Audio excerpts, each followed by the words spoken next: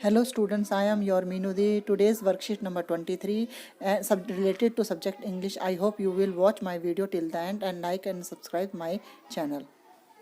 Worksheet number 23 subject English. Here is the first question.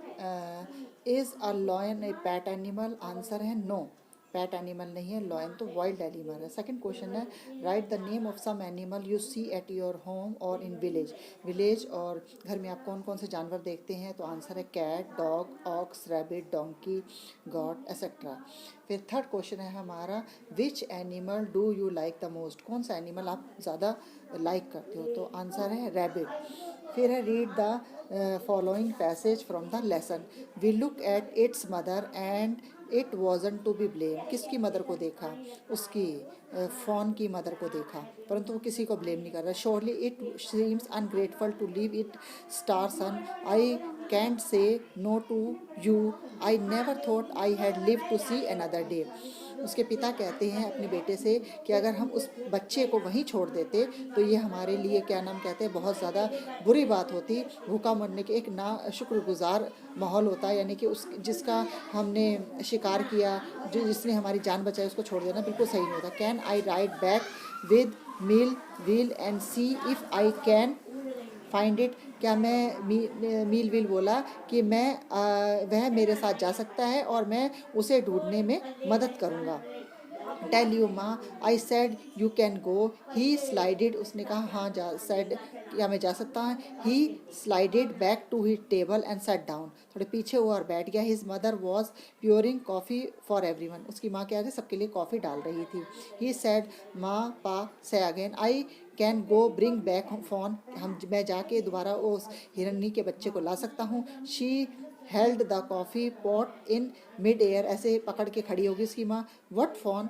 कौन सा बच्चा? हिरन का बच्चा। The fawn belonging to the doe we killed. जो वो बच्चा जिसको हमने we use to dose liver to draw out the poison and save Pa. जिसके लीवर को निकाल दिया था अपने पिता को बचाने के लिए। शी ग्रैप्स, वो क्या हो गई? वो बहुत ज़्यादा एकदम से उसको बात याद आ गई। वेल फॉर पिटी शेक, यहाँ सही है। पासेज, पार ने कहा it would be ungrateful to leave it star. हमारे लिए बहुत ज़्यादा अगर नाशुक्रगुजार होगा अगर उसे भूखा पड़ने की छोटी।